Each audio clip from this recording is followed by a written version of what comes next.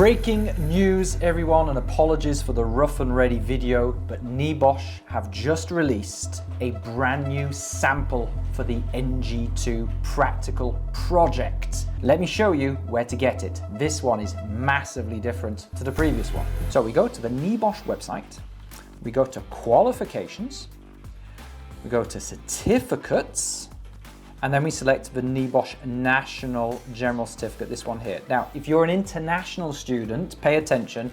I suspect they are probably going to release an international sample soon. So yours might look something like this too. Once we're here, we are going to scroll down to resources. We open that up, and then we'll go to the NG2 practical guidance, and then we will download the sample right there. So this sample is version 7, and the previous one was version 6.2. So we've gone from version 6 to version 7, which means there are significant changes to this sample. Now, if you're the kind of person who's decided to kind of follow and take inspiration from what the sample does for your own project, you really do need to be careful, because there are major changes to this sample in terms of hazard descriptions in particular and the control measures. So you might want to take another look at your project before you submit it to NEBOSH. So here's the new one. In terms of the format and layout, nothing's really different. It's about the words. The devil is in the detail. So I've got the new one here. I've also got the old one as well, and we can just kind of compare the new with the old. So here we've got dust, high concentrations of processed dust. Notice on the new one, they've kind of added a little bit of detail. It's from the sanding and grinding activities. They also seem to have a lot more structure and detail in some of these control measures. I mean, it just kind of looks quite a bit different. There seems to be across the whole project more of an emphasis on hierarchy of controls, I've noticed. Let's look at some hazards which are quite different. This electrical hazard is very, very different to the one we've got on the old sample. So it says overloaded power socket, including use of numerous extension leads. Now, if we look at the previous electrical hazard, which I've got right here, notice this one was more of a list really of different things: portable electrical equipment, IT equipment, general installation for the whole site. There's a temptation to just list every item of electrical equipment. But really, if you think about it, equipment is not a hazard. Equipment has many hazards. So it wasn't entirely clear in this description here what the actual hazard is.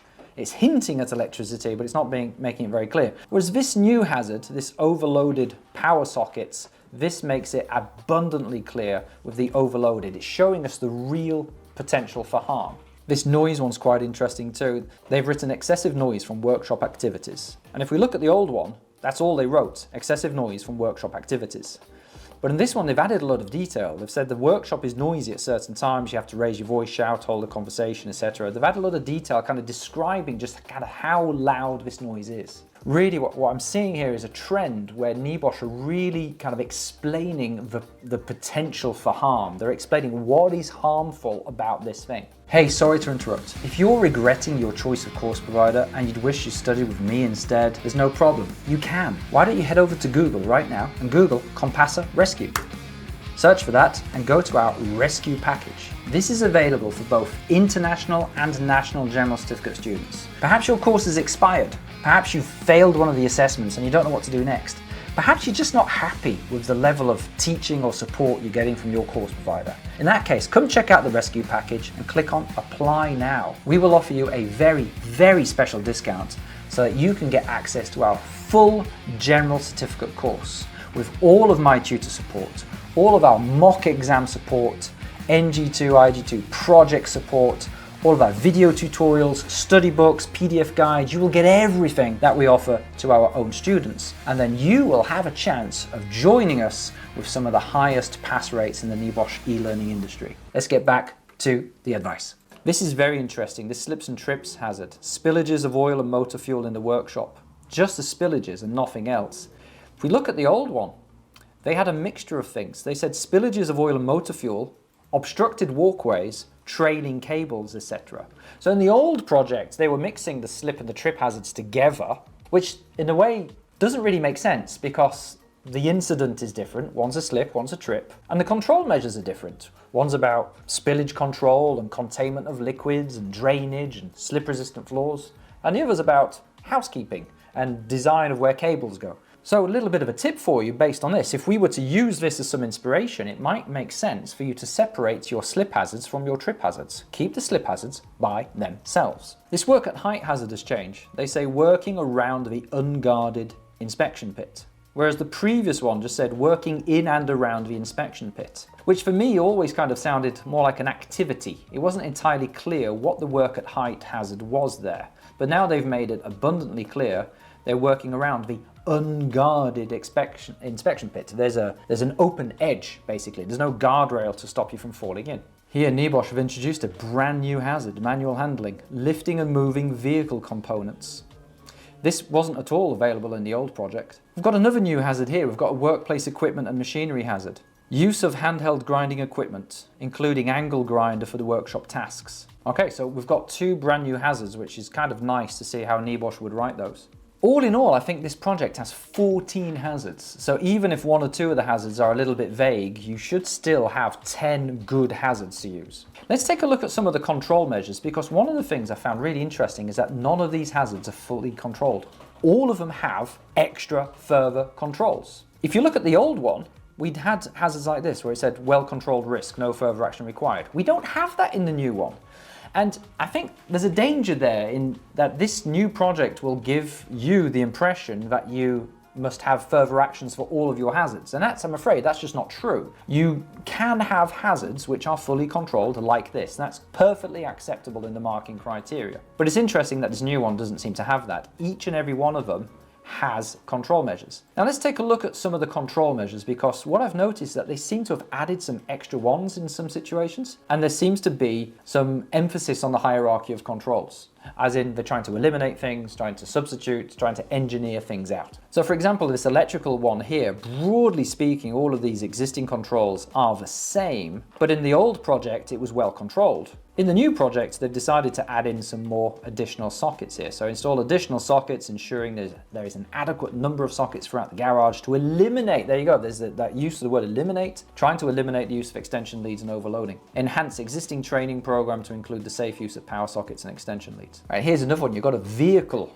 hazard here. So I think the existing controls are broadly the same. We can see them all kind of set out here. They look more or less the same as the ones that were here. We've got speed limits, separate parking bays and salt and so on. The only control the old one had was this revised system for moving vehicles around the workshop.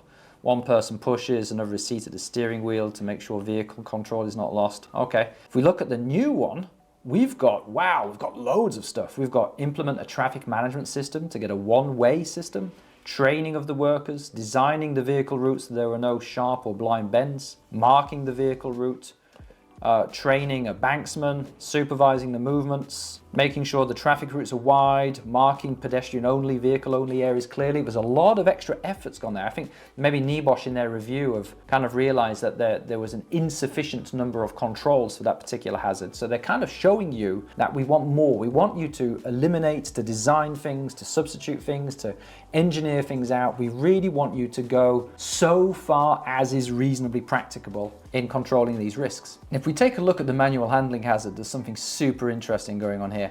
Firstly, we've got a manual handling aid. That's nice. So you want to have manual handling aids on your hazards wherever possible. But take a look at this. We've got carry out a detailed assessment of the manual handling risks using the MAC assessment charts, the MAC charts. So a question I regularly get from students is, can we recommend an additional detailed risk assessment? So for example, can we recommend a COSH assessment for a chemical, or a manual handling assessment, or a DSE assessment, or a fire risk assessment? And I guess the answer to that is yes, because that's exactly what NEBOSH have done here. They've recognized, and this is what you would normally do in a risk assessment. You do a general risk assessment, manual handling is one of your hazards. You then have to identify whether this is a low or high risk manual handling task, using the simple filter diagrams in the guidance, you know, the man and the woman and all of that. If this is a higher risk task, you are then expected to do a more detailed risk assessment, and that would be a recommendation from your general risk assessment. So NEBOSH are doing things entirely correctly there. And it means that you can do it too on your project. That being said, don't use that as a complete cop-out, because you're not demonstrating your understanding of how to control manual handling by recommending a risk assessment. No, look at what else NEBOSH do here. They recommend a training program. Yeah, well, that's easy, training. But look at this. Consider whether the workshop could be better designed / arranged in order to reduce carrying distances or the needs to lift objects from floor level or above shoulder height. So that kind of fits in the substitute part of the hierarchy of controls. Or maybe engineering, depends how you look at it. But it doesn't matter, they are making use of the hierarchy. They're not trying to just control everything through training. They're showing knowledge of the full range of the hierarchy here. They've got the barrows and the trolleys, they're redesigning the layout, they're reducing the carry distances, reducing the height, or they're maybe trying to eliminate the need to lift things high up above the shoulder height. And there's training as an administrative control. Can you see how they're showing understanding there? And you need to do the same thing. Use that hierarchy in your control measures. I'll show you one last one here. Look at this fire hazard. Now, if we just note the last example, we had a fire hazard here. It says the risk assessment, preventative controls, but you'll notice there's not a lot of control measures on the fire hazard on the old sample. This new sample has a lot more. Look at this, we've got training in hot work, we've got the fire risk assessment, housekeeping rules, storage of combustibles, we've got PPE, fire alarm, sprinkler system, monthly building inspections, emergency procedures and fire drills, and then they're recommending some additional stuff, extraction systems to remove what I think are the flammable vapors, the flammable atmosphere. And also they've then carried on with planned preventative maintenance for that ventilation system and the hot work tools to remove these flammable vapors by the sounds of it. Anyway, that's a quick whistle-stop tour of that new project. So if you've made the mistake of ignoring your tutorials and ignoring your tutor's advice, and if you're just trying to follow what the project does, you might want to go back and look at this new project that NEBOSH have just released. Hope you found that helpful. See you in the next video.